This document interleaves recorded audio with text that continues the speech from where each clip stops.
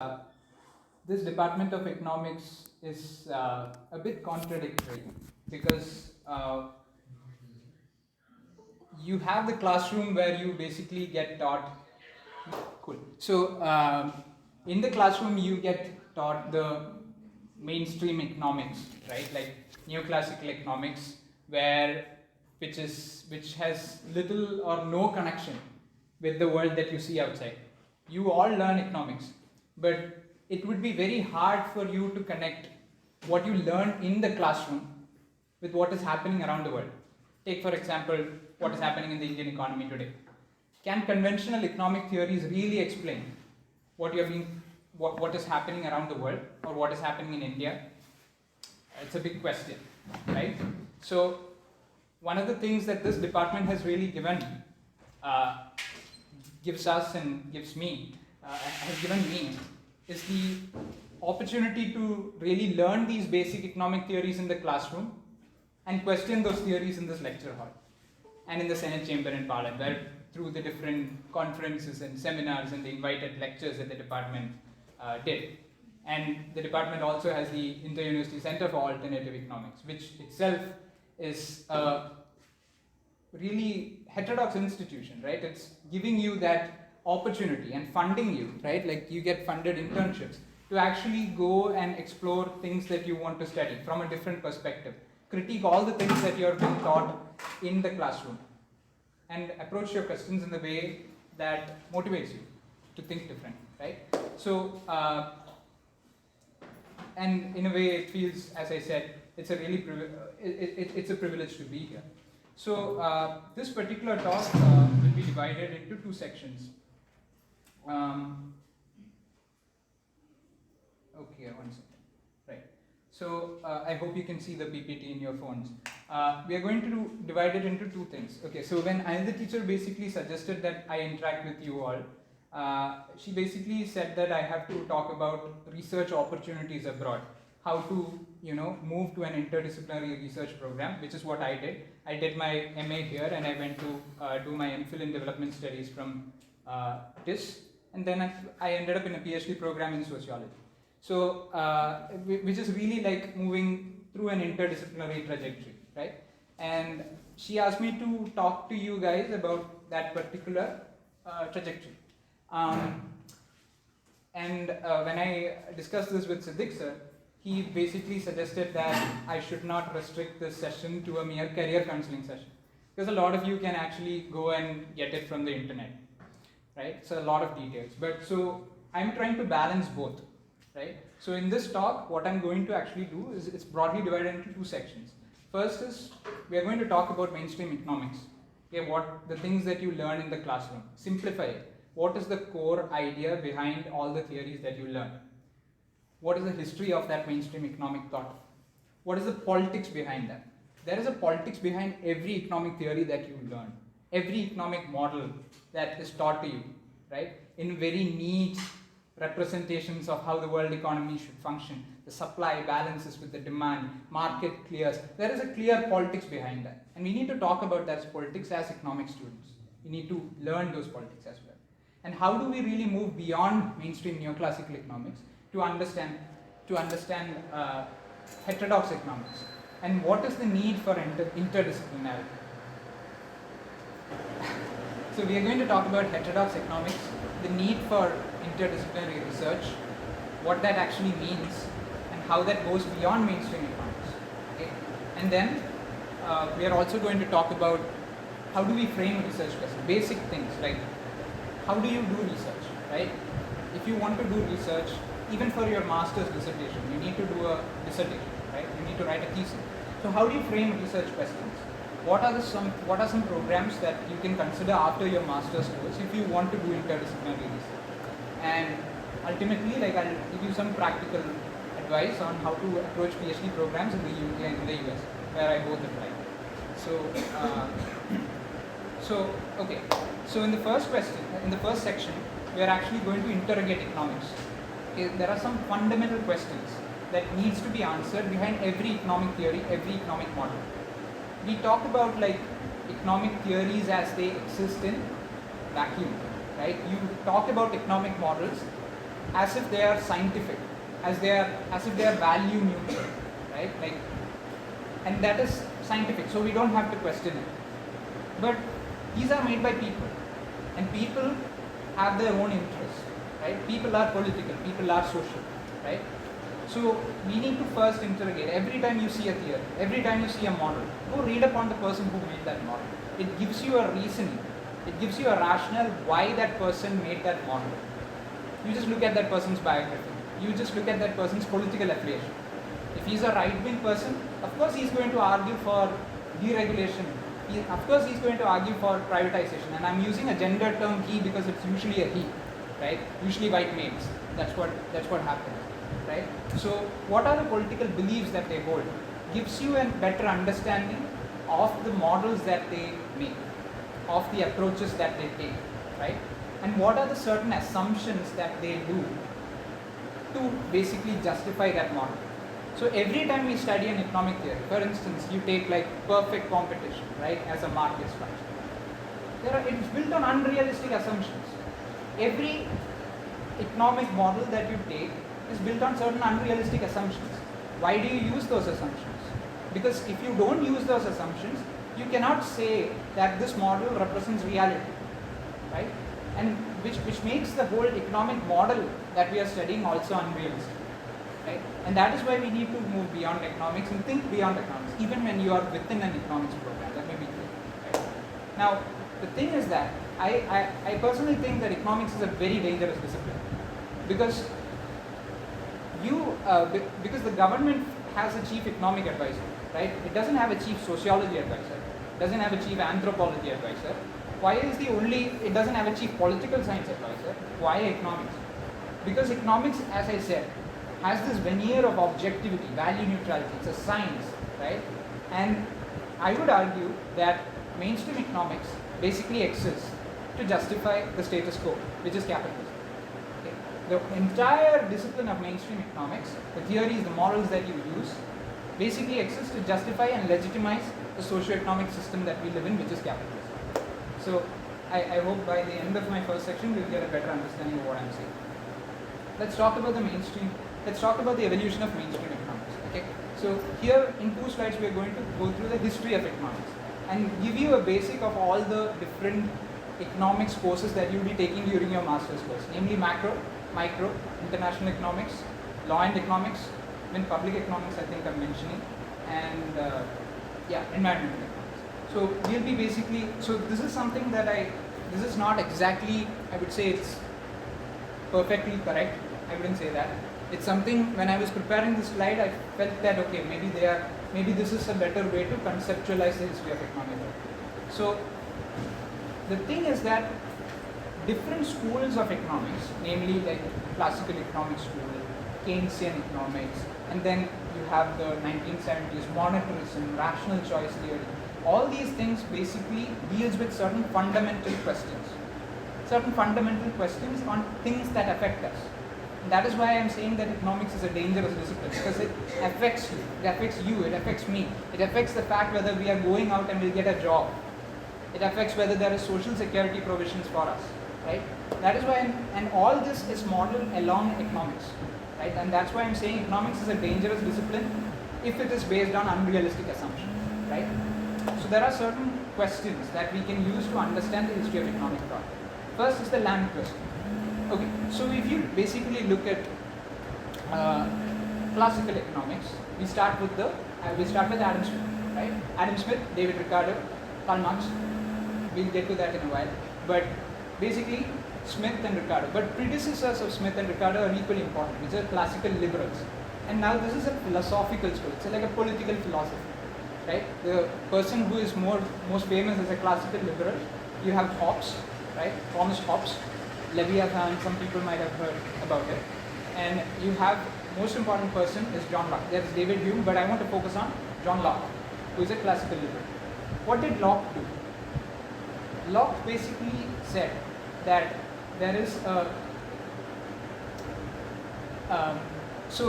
before we get to what Locke said, it's better to understand the system in which the system that prevailed. Okay, before capitalism, before capitalism develops in agriculture, Okay, let's get to the basics again. What is capitalism? Capitalism is production for profit, right? Production for markets, where you basically employ wage labor, right? That is capitalism. But before capitalism persisted, you had feudal system, right? And you had a mercantile state, and that gave a feudal system gave way to a mercantile system. Now, under these systems, basically, there was no conception of growth. The whole conception of economic growth, which is GDP, right?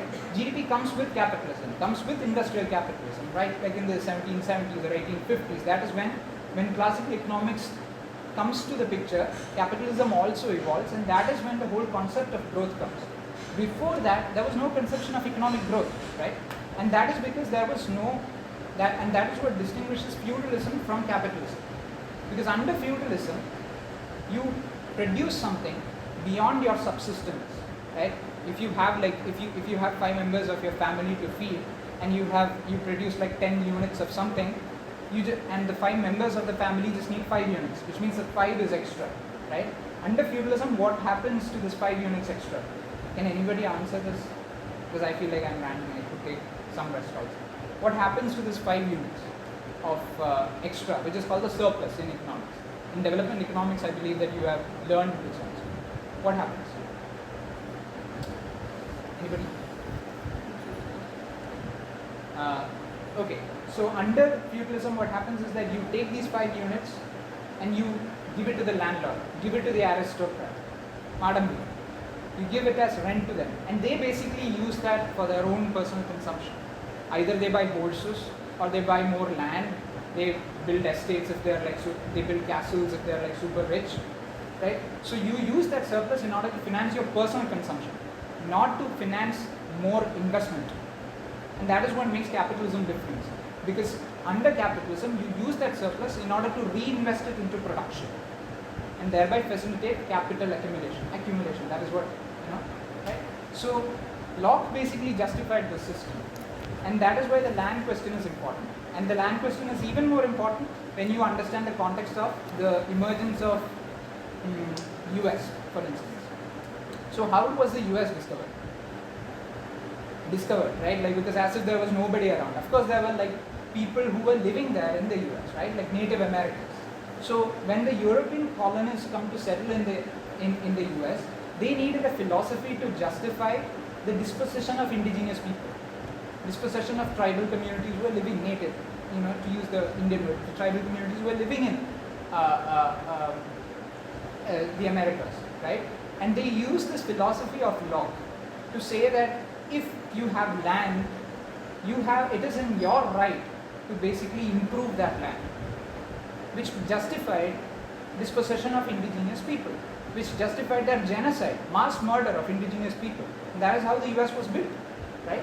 So that is why the US is sometimes called in left circles as a settler colonialism. It's not direct colonialism like the Britain ruled India through political rule. They came and settled it alongside the indigenous people and exterminated them. That's why it's called a settler colonialism, right? And this is important to understand the foundation of economics, because you use this philosophy to justify improvement in land, improvement in agriculture, which means that you could expropriate land from the people who actually owned it. There was no conception of ownership, private ownership among indigenous people, right? It's communal ownership, it's community-based. Right? So then we move to the trade question. Locke gives way to Smith, Ricardo, etc.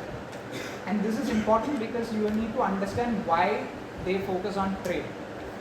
As I said, it's a mercantilist state, and the mercantilist state always intervenes into the economy. It protects the certain industries against competition, and it basically that's what it basically protects the economy, and then you have to export more, and you rely on the gold reserves that you can get from these exports, things like that, right? So classical political economists basically advocated for free trade. Why was this case? Why was this the case? It was because they were in defending the small-scale proprietors who were basically emerging in Europe at that time. Small-scale proprietors who were starting small units, and which eventually became big, small workshops, factories, things like that. They believed that these people were the agent of change against the landed aristocracy that prevailed there, right? So That is why I'm saying Ricardo, Smith, all these people spoke on behalf of certain people. Why do we accept them as like objective? I don't know, right? That's the thing. So Smith, for instance, talks about the inherent capacity of people to engage in trade, propensity to trade. That's what Smith said. And everybody basically appeals to each other's self-interest, and that balances one another through the invisible hand of the market. That is the Adam Smith's whole theory, right? And then comes Ricardo. Ricardo basically, I feel, had a much more pernicious influence, much more dangerous influence, because Ricardo's comparative advantage is something that even forms the basis of international economics even today. Right? Yeah. So Ricardo basically says that you have two countries basically, Portugal and England. Right? This is the example that you all studied. So England specializes in cloth manufacture, and Portugal specializes in wine. Right? And they basically trade with one another. Ricardo says that you have a comparative advantage in cloth. England has a comparative advantage in cloth, so you specialize in cloth. Portugal has a comparative advantage in wine, so you specialize in wine, and you basically trade with one another. And this is the foundation of international macroeconomics even today. I don't know if you study the Heckscher all-in model in macroeconomics, in international economics, right?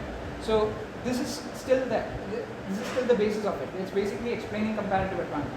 Now the question is basically, if people had an inherent capacity to trade with one another, why did this emerge all of a sudden at the time when Adam Smith was emerging? Adam Smith was writing. Why was that system called capitalism not eternal? It's a very historical specific system, right? It came to being around the 18th century or something. It solidifies in the 18th century. There were, of course, like capitalist roots prior to that, even in the 16th century. But it becomes a concrete system only in the 18th century. If people always had an inherent capacity to engage in trade, everybody wanted to appeal to each other's self-interest. Why did people not do that before? Why do cooperatives exist today? It's not appealing to self-interest. You are basically cooperating with one another in order to do production, right?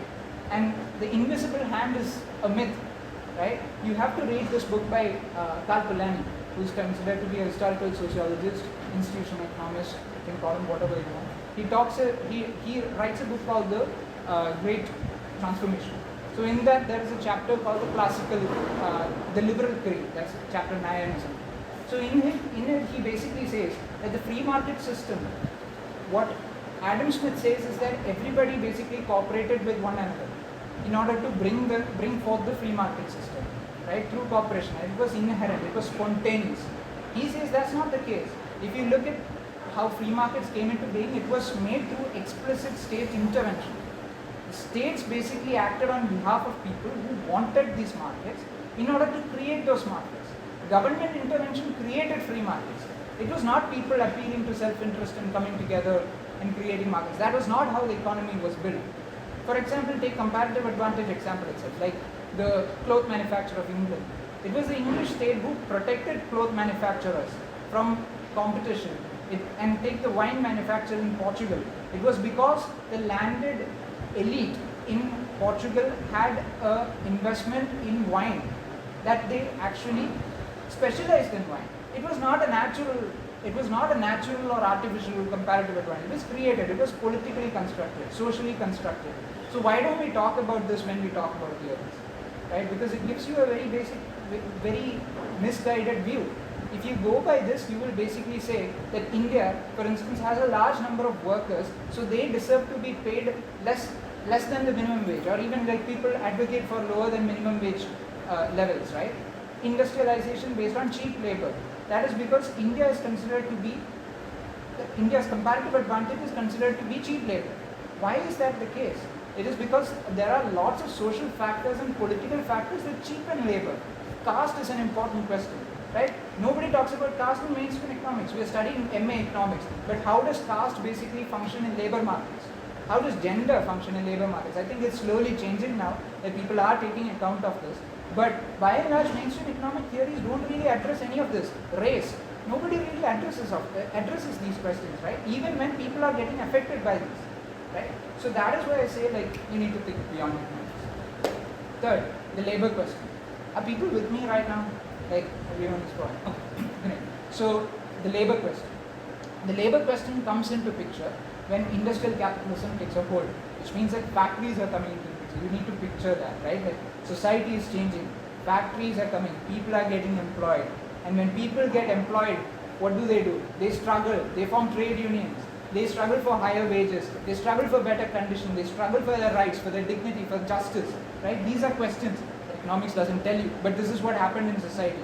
And that is when neoclassical economics comes into the picture. Why? Because classical people club Karl Marx under classical political economy. I don't necessarily agree with that, because if you look at Marx's magnum opus, which is Capital, the subtitle of Capital is Critique of Political Economy. It was a critique of the classical political economy that led Marx to actually write about capital and capitalist exploitation. He was fundamentally inventing a new system of thought, right? So people basically club him under classical economics, which is dubious actually. So, but the question of labor is very important, the organization of labor. How do you deal with it? Marx said that profit comes from exploitation, right? That is the basis of Marx's theory. So neoclassicals had to deal with this, because all the labor unions and the workers were getting militant and they were fighting for better wages. So they invent a system of thought. They invent a system of thought which basically justifies wages and profits as contributions to their marginal product, right? This is marginal productivity theory, explaining the distribution of wages and profits, right? What is this marginal productivity theory? Like, we just basically study this and we take it, it's very neat. Everything falls into picture when you study the model, right? You just, that final equation that you get, what is it called? Product exhaustion theorem, right? Ultimately everything is fine, everything works fine. That's not the case. What is marginal product? You have a production function. Y is a function of labor and capital. Marginal product can only be understood as a partial derivative of the production function. And what is a partial derivative?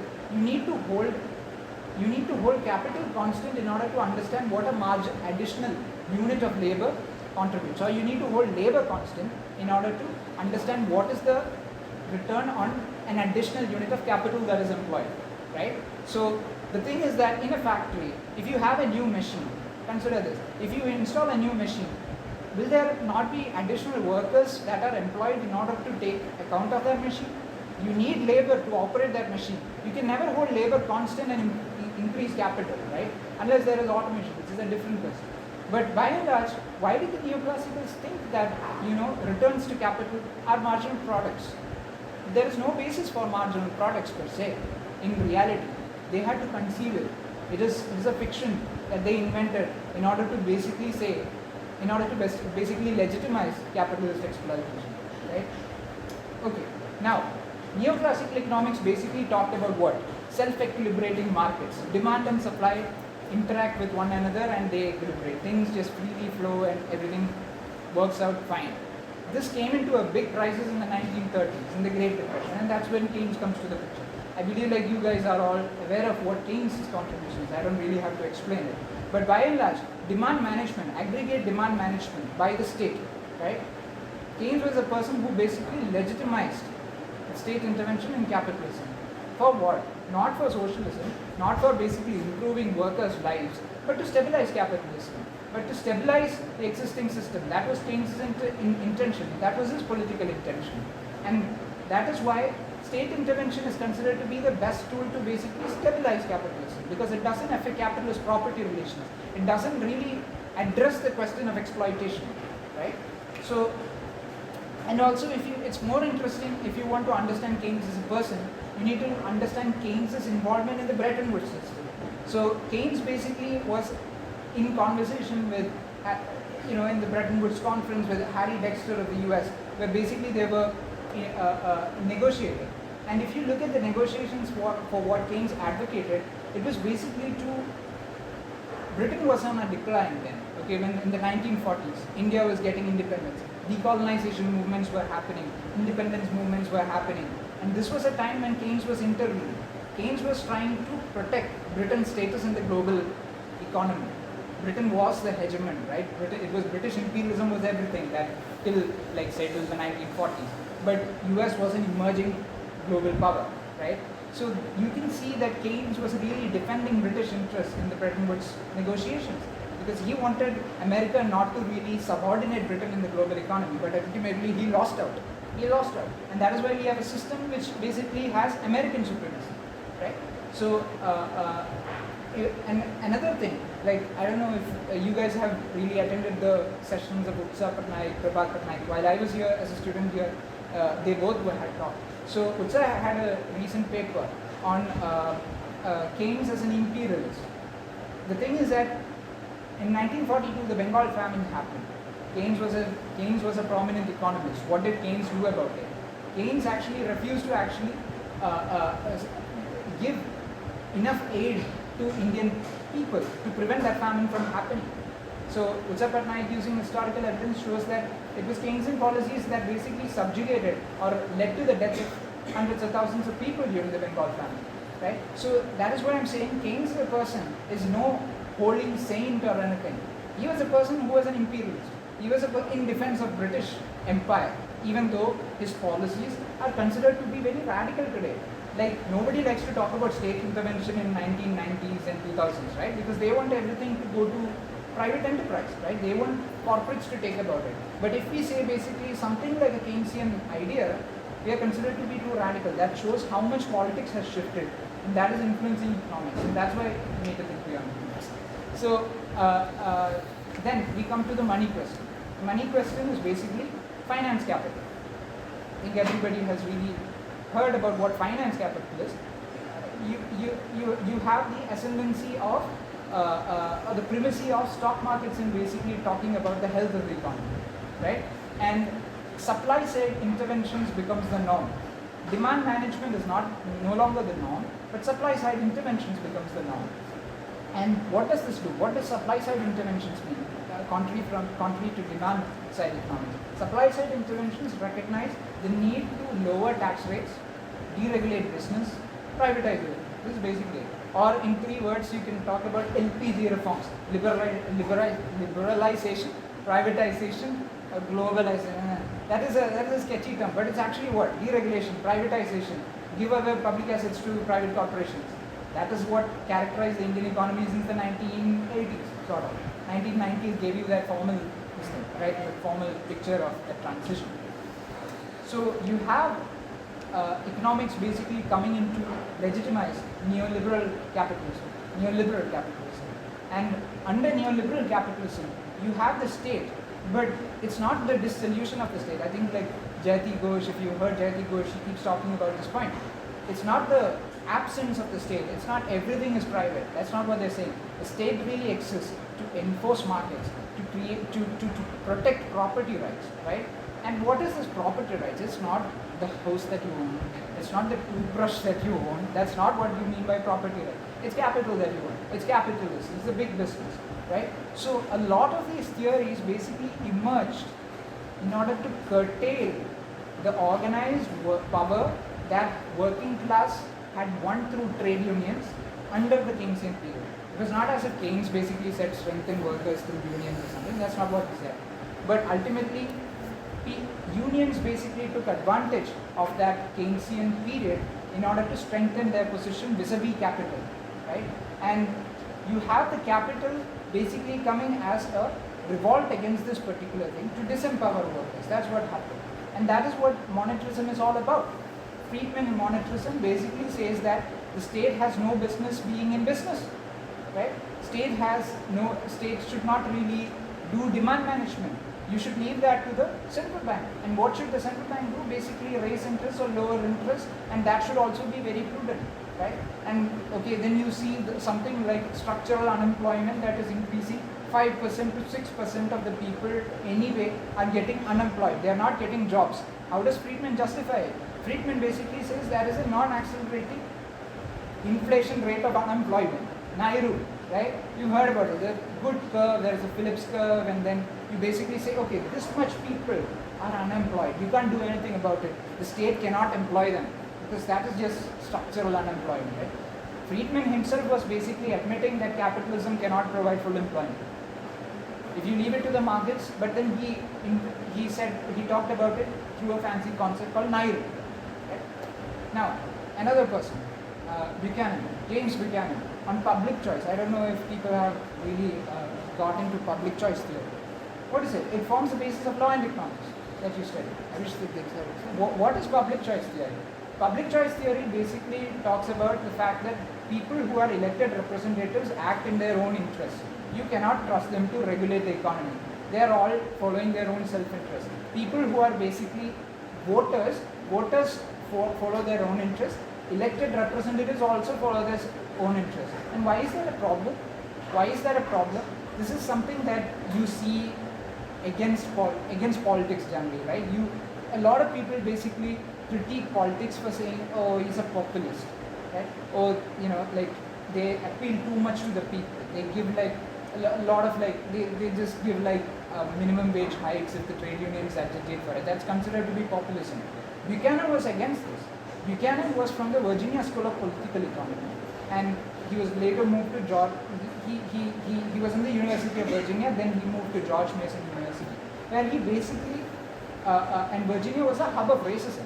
Right? It was in 1960s and 70s when the civil rights movement was happening, when Martin Luther King was advocating against segregation of schools, where black children could not enter schools in the US, right? Segregated schools. Buchanan was there along with his disciples to say that these people are basically threatening the power of propertied elite in Virginia. And that is how the public choice theory really comes to it. That forms the basis of it. There is a brilliant book by, I think, MacLeod called Democracy in Chains. It's a historian that talks about this particular public choice school, the Virginia School of Public Choice. You need to understand the politics of these people to understand why they're saying this. And then there is the Laffer curve. I guess people have really very neat, like a U-shaped curve, in order to talk about the optimal tax rate. What is this Laffer curve? It basically shows that there is 0%, 100%, both of the extremes you won't get enough tax revenue, so there is an optimal tax rate where you can get the most maximum tax revenue. You can maximize tax revenue. Why? Where? How do you determine that optimum tax rate? You basically have like, okay, 20% corporate tax rate, you slash it down to 13%, maybe that is optimal. But there is no empirical evidence for the Laffer curve. It's at best mixed. It's not as if slashing corporate tax rates gives you revenue, right? So Laffer was speaking about on behalf of the entrepreneurial class or on behalf of the big corporations in the US. And guess what? He received the Presidential Medal of Freedom a few years back. From who? Donald Trump. Donald Trump gave him the Presidential Medal of Freedom to Arthur Laffer, who we are all studying. Why would we basically agree with Trump's economics? And Laffer was in fact critiqued by another economist who is very famous, Gregory Mankiw, macroeconomics basic textbooks. You go and look at his Wikipedia page. What is he? He's a Republican. He's a fiscal conservative. He basically talks against state intervention. He doesn't want the state to give people social security or improve wages. That's what his belief is. That's what his political belief is. And don't you think his political belief will influence the economic models that he writes in those textbooks? That is the basic question. Because every textbook of economics is a political statement. And that is something that you need to understand. And forget all the fancy things, even if you don't want to do mathematical modeling or econometrics, this is something that you always have to take away from economics classes. Every economist has a political statement to make. Economics is not an objective science that could be said to be value neutral, right? And then we have the Hayek and Fama, Eugene Fama. You might have heard about the efficient market hypothesis in financial economics. Each of them. So you have Eugene Fama's efficient market hypothesis is that markets, and which is based on Hayek's idea, that basically prices are the best indicator of how the economy is operating. You don't need the state to intervene in the price system. The prices, when it's basically based from Adam Smith, right? Self-interest, everything. That's where it draws from. But in a more sophisticated philosophical economic way, he basically says that markets are clearing, or everything basically functions, and it is the most efficient allocation of existing goods. That is, and financial financial markets themselves are really efficient because it is through the continuous change in stock prices. And he basically says that this continuous change in stock prices really reflect the economy, and it means that it is efficient, right? And is that the case during the 2008 financial crisis? No, it was disproved vehemently. But I don't think that but people don't really take that too seriously. But still, it is the norm in mainstream economics. People do think that markets are efficient mechanisms of distributing and allocating resources. That's not the case. And now, and that is, till then we have actually covered basically macro, micro, everything, right? Now we have the nature question. The nature question is basically what the whole questions and debates about moving away from fossil fuels, right? And what does this really imply for capitalism generally? You have to, this forms the basis of environmental economics. Teach us subject. Environmental economics basically talks about pollution. Things like pollution, let's take the example of pollution as an externality. Why is it an externality? You're talking about the whole economy. Why would pollution be an externality? It should be internal to your model. It should not be conceived of as an externality. Nature is not an externality. You cannot separate nature from production. Then why do you really force that binary between nature and industry? It cannot be done.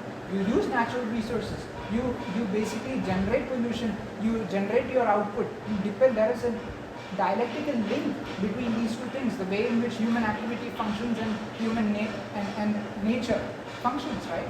And that is something that gets situated as an externality in mainstream neoclassical economics. But right now there is a whole debate going on, at least in advanced capitalist countries, about a Green New Deal, right?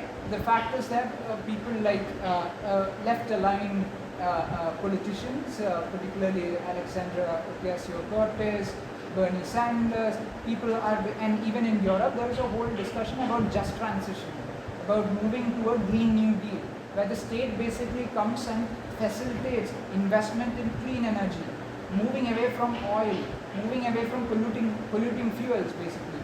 And because global warming is happening, these basically shape profound questions about the way we conceptualize economics, right? Now, against the Green New Deal, you have the existing system that is there. It is basically a finance-led approach to the question of environment. You basically pollute the environment as much as you want, but then you buy credits in the market, which is supposed to offset that pollution. What does that mean? You buy credits in the market, you pay a certain amount and then you pollute. What is that? You are basically polluting it. You are basically destroying the environment. But whatever money that you can basically flush out is not going to change anything. Right? And this is something that we need to understand. A lot of these neoclassical economic questions that exist to justify the status quo and certain class interests. Now, what does this show? What does this show? It shows that knowledge is relatively autonomous. It's not as if Ambani and Adani are going to come and fund your master's dissertation and the way you think your economics. That's not what I'm saying. It's relatively autonomous. I can come here and say in an economics department and talk about these things, right? So there is some autonomy, but by and large, it's largely structured by the existing power relations in society. And this you need to conceptualize in economics. Power relations shape economic theories. Rich white men fund and produce mainstream economic theories. If you just look at the Wikipedia photos of all the economists that you study, you'll see this is the case. It's basically white men. They were writing on behalf of corporations and big business, right? So that's why I said mainstream economics exists to basically justify and legitimize capitalist social relations. And there is in fact institutional support in the form of like policy making spaces and also funding, because by and large it perpetuates capitalism, it sustains capitalism, and that's an important thing to understand. And that's why I said economic questions and the way you see the world as economics students, if you go into policy making, profound implications on the livelihoods of people. It affects people like you and me. And that's why I said economics is a dangerous discipline, because if you study all the wrong economics and you basically go out and justify the nonsense that's happening right now, like demonetization for instance, you're going to affect people's livelihoods, right? And that is important because economics is political. Now, we move to the second section of the second section of the presentation. So there are different mainstream economic departments, right? But by and large, abroad, I feel like the Department of Economics here in the University is much more heterodox than most economics departments in the US. Because by and large, you have certain research methods abroad is basically dominated by econometrics and mathematical modeling. That's why I'm saying, not what I'm saying, everybody basically says, if you need to be an economist, you need to study econometrics. You need to study mathematical modeling. Without that, you cannot really say that you are a economist in the big sense. Capitally economist if you want. So econometrics is even accepted as the research method. It's the only research method that is taught even in heterodox economics PhD programs. Like for instance, University of Massachusetts in Amherst, where Jayati Ghosh is teaching right now. That's supposed to be a heterodox economics department. But the research methodology, the research method class would still be econometrics only. So people will, and for instance, the New School for Social Science Research, this is NSSR, which is in New York, which is considered to be a very heterodox economics department. But Lee and Cronin, in the handbook of Handbook of Research on Heterodox Economics, I think you guys should check it out if you are interested in heterodox economics generally, and for your dissertation also. Like for instance, if you can't do econometrics, this is a book to go to, because they go and talk about what students can do. Lee and Cronin, Handbook of Research on Heterodox Economics, because they talk about how you can do field work, how you can go and talk to people as an economist. Under the mainstream economics, this is not accepted as a legitimate method, legitimate research method. You have to model it, right? But then people still do research using ethnography, which is a sociological research method where you basically go and live with the community as a participant in that community, and then you frame your theories and your models. And you can also do surveys, you can do archival research, things like that. Such methods really exist, and it is important that economists do realize that, right? And then there are two developments, right? There is behavioral economics, which is considered to be a fad today, and then we have RCTs, randomized control trials, right? Abhishek Banerjee and Esther Duflo got the Nobel Prize for RCTs, poor economics, right? That's the book. It's literally poor economics. That's the joke. So the problem with RCTs, there's a big debate about it. I don't want to go around it. So I don't want to get into it right now. But if you really want to know what is the problem with randomized control trials, I suggest you read articles by Sanjay Reddy, who's again with the New School that I mentioned a while earlier. He's written like detailed takedowns of RCTs in economic research and why they are really, wrong. So yeah. Behavioral economics, by and large, really critiques mainstream neoclassical economics for having these assumptions of individuals as rational actors, but by and large, it conforms to a neoclassical approach only, right? It's by and large to justify, as I said, social relations that exist in reality. Now, heterodox economics. You have different perspectives of heterodox economics. If you want to get to know the different perspectives, just look at the IUCA brochure. You'll get a list of like 10, 12. I haven't found a better list than that. So, but I basically come from a tradition of radical political economy, which I would just advocate to you. As I said, from the presentation, it must be clear what these 3 points. First is that capitalism is a historically specific system. It is not eternal. It did not exist like in the 12th century or in the 10th century. It was a very historical system. It's a very historical specific system that took shape in specific circumstances. And you all, under radical political economic research, you also have to talk about the shifts within capitalism. You have to pay attention to how the Keynesian economics gave way to the neoliberal counter-revolution, right? And then you also focus on social reality. Social reality in the sense that everybody basically has agency to change their reality, change their social reality, but in fact they operate within the structure of capitalism. I, as an agent, can come and rant against neoclassical economics here. I can rant against capitalism here, but in fact I am bound within capitalism. It is within capitalism that it is possible. So that's why it's called a structured agency, right? And then there is, but still there are possibilities of social change. You can change these structures. It's not eternal; they're contingent. You can actually change these systems if there is political will to change this, and that is the biggest lesson I feel that economics students should take. Nothing is eternal. Nothing should be taken for granted. You can come together and shape a social system or an economic system if you want to, if you have the political coordination to do that. And that's what social movements do, right? Generally, large-scale social movements around the world protest against the World Bank policies, protest against IMF policies. They are fighting for a better world. They're trying to build a better world, and that's what they're trying to do. Okay, I think I can basically skip wage share. Okay, but by and large, I think wage share is an important thing. Wage share, as I said, in marginal productivity theory, it's basically what rate of return on capital, rate of return on labor is equal to the marginal contributions of labor, capital and labor respectively. But from a radical political economy tradition, you understand that it's not really that. It's really two basically classes fighting with one another, class struggle, right? In Marxist terms, class struggle. So it's basically a balance of class forces that actually shape the wages. So it's not just that, there are three different things that basically influence the wage level. One is the reserve army. Reserve army basically means that if you have surplus labor in the economy, your wages, your existing trade unions cannot fight for better wages when there are thousands of people waiting to get your job, right? That is the existence of the reserve army. Second is capital flexibility, which means that if capital can move from one place to another, your wages are going to actually decline. That's what happened in the US when manufacturing moved from the US to China. That's why China is a manufacturing giant right now, right? So capital flexibility shapes wages. And then, of course, union power. If trade unions exist, they can fight for better wages. None of this is really given in the marginal productivity distribution of profits and wages, right? You have to take these things into account. And that's why you need to decolonize and diversify economics. And this is actually a title from a website. It's called DDCON, some DICON. So you can actually Google for it.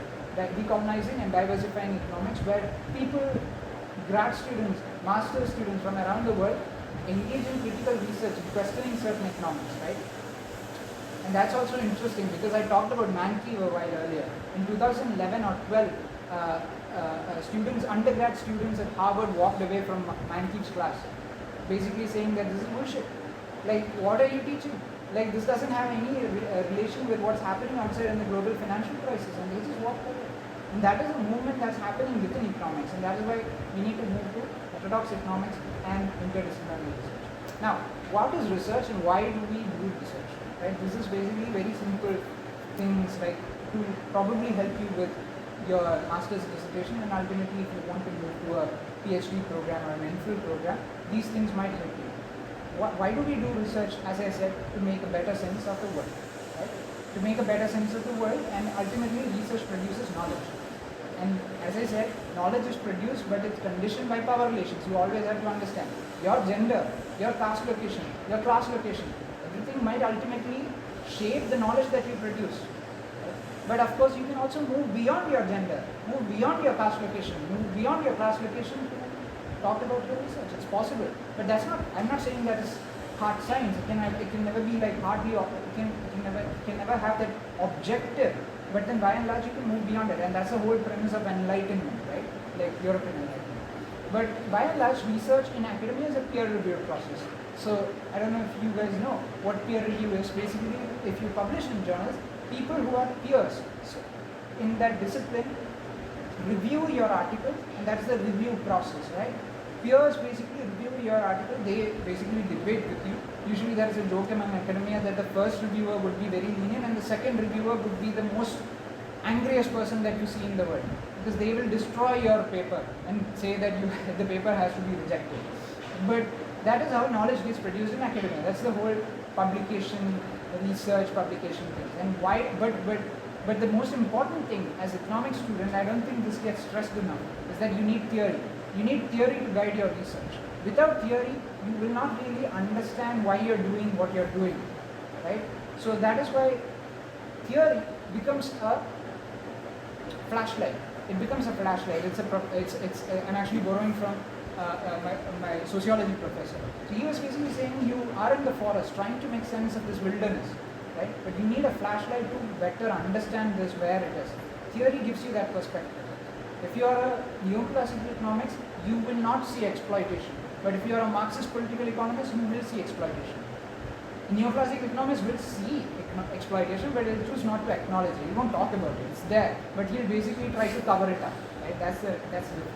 And how does research get produced? You sharpen existing theories, right? That's what happens in economics. So people talking about the Green New Deal and the research about how to deal with the environmental crisis are either sharpening the Keynesian macroeconomics, or they go by the finance-led route, right? And they say that that is good, this is good. So underlying this, always there is a set of normative considerations under economics, right? And why do you disseminate research? To basically inform the world about what you did. That's important, right? You did all this research and you found something, and most likely you have something to say about something in this world, right? And you basically spread the word about your work. And this ultimately informs practice and policy making if you are basically, into policy making questions. Or ultimately the question is, as Mark said, the point is not just to better your understanding but also contribute to social change. I'm paraphrasing Marx, that's not what exactly he said, but the point is to basically change it, right? Contribute to social change. If you think that, okay, people are not getting employment and the state is not really intervening in the labor market, you advocate for labor market intervention by the state. That's a political statement that can potentially contribute to social change, right? Now, how do you frame research questions? Very simple things. Read widely. Read, like, this is something that on discussion, this is not something that I follow, okay, like, I write all this, but it's not as if I follow this verbatim. That's not the thing. But then, by and large, these are the principles that structure research. Like, you read widely. Read the newspaper. Read things that interest you. If you are interested in sports, read sports. But there is an economics of sports also. There is a social scientific aspect to sports also, which you can actually investigate, right? Now, you read general books, like for instance, during the master's program here, I read the whole Capital, Thomas Piketty's Capital. I took at least 1.5 years to finish the whole thing, but I ultimately read it cover to cover. And that actually shaped a lot of things, and ultimately you can critique Piketty also, but that's not the point. But there are general economics books out there that you can actually read, right? And then there are magazines like The Economist. The Economist is a fantastic magazine that defends the capitalism, but you can get a better understanding of the world economy from there. And Financial Times, things like the business newspapers. In order to better understand the economy, read the bourgeois press, right? Read The Economist, read the Business Standard in India, read the Wall Street Journal if you want to understand global political economy. It gives you a better picture of global economy and questions in economics that are really important. Of course, identify what gets you interested, and then you review the literature on your existing topic. Now, for instance, if you want to study employment programs in India, and if you think that that is your topic of interest, effectiveness of employment programs in Kerala, Ayangali scheme, it could be Narega, it could be anything. So you basically review the existing, that's your area of interest, and you go to Google Scholar. Use Google Scholar as your best friend if you are an academic. Okay, you use Google Scholar in order to search for those keywords, and you will get a list of papers that are in that field. People who have written on employment, people who have written on Narega, for instance. And then you review that existing literature. You read all those papers. Identify the papers that really interest you, and then you read it. Make notes. Make notes as student. Which is why there is this book called How to Take Smart Notes by Sonke Ayres, which I think is a fantastic book. Everybody who is interested in academic research generally should, or policy making, anything. Like if you just want to read that book, because it gives you practical advice on how to take down notes. And that is something that nobody teaches you how to do. You go to these programs and you even go to a PhD program, but nobody really tells you how to take notes. It's an important thing. I'm not talking about lecture notes where everybody basically writes everything that the professor says, or the lecturer comes and dictates all the notes and you write it. That's not what I'm saying. When you read a paper, when you read a magazine article, you need to know how to take down notes. What are the core points? How to take smart notes talks about all that for research generally. It will help you with your exams, it will help you with civil service, whatever you want to go, because it will help you to organize your thinking. I highly recommend that. Now, you have all those notes written down, right? But now you need to identify the gap in the literature. It's called the gap in the literature, right? You might have heard about it. What does that mean? You read all that stuff, but then you basically find something that you can say.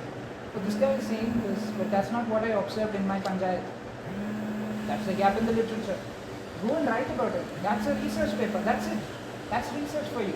Like you read all the existing theories or existing papers, and then you apply to the social reality outside or your life. You must have seen how a particular corporation scheme is in your ward or in your panchayat, right? And then you basically go and say that, okay, this is not what I see. So I'm going to criticize this particular model or criticize this particular paper. That is my gap in the research, gap in the review of literature that I've done. I identified this gap, and that's how I'm going to write this particular essay, how I'm going to write this particular paper. And that's how you start writing research, right? Research, that's how you do academic writing generally.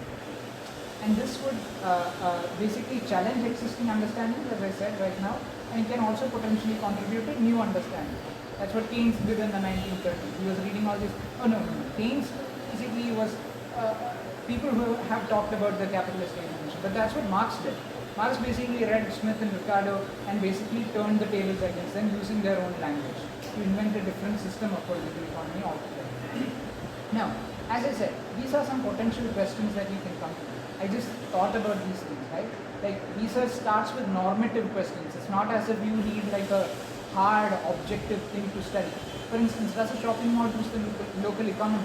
What happens with Lulu Mall coming into the stretch, right? What's happening to the local economy? How are small shops responding to the introduction of the Lulu Mall in Thiruvananthapuram? How are they changing? Are they losing business? What is happening? Is deficit financing justifiable? Right? Like deficit financing means you are borrowing, state is borrowing to spend more. Should we slash corporate tax rates? Do you think minimum wages should be hiked? We can read. I don't have to read it out. So basically, should the state support informal enterprises? Informal enterprises. Modi has said, for instance, recently that pakoda. If you open a pakoda stall, you basically that is entrepreneurship, right? Is that the state basically encouraging informal enterprises? Is a pakoda stall basically a form of job security? I don't think so. But are you trying to basically justify informal enterprises, or are you trying to formalize them, bring them within state regulation? It's a bit of a tricky question, right? How do you deal with pollution? It's the biggest question that is raging in, how do you deal with depletion of natural resources? Biggest question in economics right now. Should the internet be regulated? Another big question. What do you do with Facebook? What do you do with Google? Big tech giants are controlling every data that you are basically entering in the privacy of your bedroom, right? But then they have that data, right? How do you regulate data? How do you regulate the cyberspace? These are important questions in economics, right? And that's why I said all these questions, the way you answer it is extremely important, and it has socio-political implications, and that's something that you need to take into account. Beyond mainstream economics, there are certain important programs. Now, if you don't want to actually do economics PhD, or like if you want to do another master's in some other course, what are some programs that you can look into? Development studies is one of the best programs for it. So development studies is an interdisciplinary program where basically all the courses in this particular block are in one course. Now it's a question whether they all talk with one another and whether there is true interdisciplinarity, or whether there is a conflict between the economists and sociologists in a development study program, which is what usually happens. I mean, they don't talk to one another. Interdisciplinarity was never achieved with the development studies program, but there are institutions around the world that actually do interdisciplinary critical research. So as in London, as for an example, the School of Oriental and African Studies.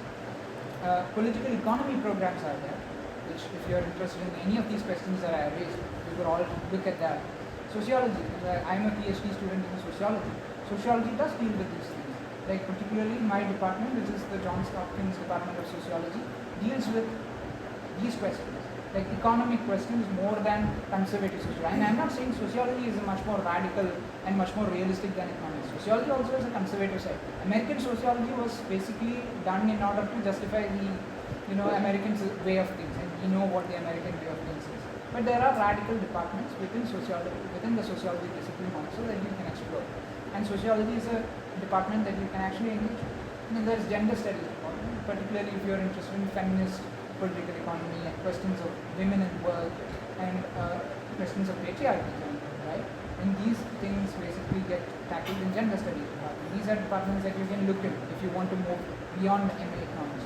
I'm not saying you need to take a TC and leave. That's not what I'm saying. But after your master's course, you think about these potential opportunities in higher education. And then there are other relevant departments are labor studies, for example. Like if you are interested in the question of labor, by and large, labor studies department follow a neoclassical approach, but there are people within labor studies department who deal with different heterodox approaches as well. Urban studies to understand urbanization. For instance, IIHS in Bangalore is an institution that deals a lot with urbanization and how that impacts communities. Geography is also a department. It's not just about geography. Is not just about natural geography. There are different subdisciplines within geography. Economic geography, for instance, human geography, financial geography. There are different disciplines within the geography departments that you can also explore. But how do you really go about it is also a question. How do you really identify those departments? As I said, a tip to do that is basically you go and do the Google Scholar thing that I told you, and then you look who wrote that paper. Identify the people who wrote that paper that you are interested in. Go Google for them. Google is your friend, right? So you Google for these people, and then you understand which department that person is a faculty member. There you go. That's a department that you can potentially apply to and potentially work with. It could be anywhere. It could not. I'm not talking just about opportunities abroad here. It could be in the IIT, in JNU, HCU, anywhere, right? Now, PhD applications you can use very briefly. I would say, like if you want to talk to me more about this, I'll be happy to interact with you guys. Also, like you can reach out to me personally if anybody is interested in any of these things. UK generally PhD programs are 3 to 4 years long, and it doesn't come with funding. You have to apply for external funding. So you get admitted to a PhD program, but you won't get money to do your PhD. But because this is the case, they basically admit a lot of people. Okay, so because the funding is not a constraint for them, they admit many students, and these students, it's up to the students to basically secure funding. And there are different scholarship foundations, for instance, that fund your PhD research. You can Google for it. That's why I said you identify the institution that you want to apply to, and then you look for scholarship opportunities. If you want to go to, for instance, the London School of Economics, you write London School of Economics scholarship opportunities for Indian students to do a PhD program. You get a list of scholarships that you can apply to. That's it. And UK programs generally require a detailed research proposal. That means that you have to focus on practical questions, research questions that can be done within 3 to 4 years. You need to finish that program in 3 years, because your funding is also within 3 to 4 years, and you need to focus on your methodology also. If you need to be very specific about the methodology that you have. US is typically 5-year program. It goes to 5 to 7 years usually, like on an average. Particularly if you're doing field work, right? It takes a lot of time. But US programs basically accept a lesser number of people, maybe like 4 people, 5 people. And usually PhD programs in the US, they give you assured funding. You get funded for those 5 years. But it's not for free. It's not as if you can sit and do your PhD research throughout the time. No, you'll have to teach undergraduate students. You have to work with professors there, assist them in their own research, and that's how they justify the funding, right?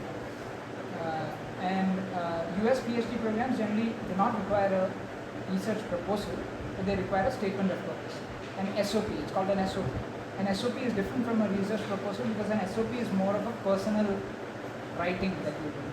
It's not exactly like, okay, this is my objectives, this is my hypothesis, this is my methodology, but you write the 2 pages or 3 pages of why you want to do that particular research, what motivated you to take that question, what is your contribution, what's your idea, things like that. Basically things that you say in a research proposal, but in a more like a story format, right? Things like that. So, yeah, so I guess that's it. We've come to an end of a pretty long presentation, and I will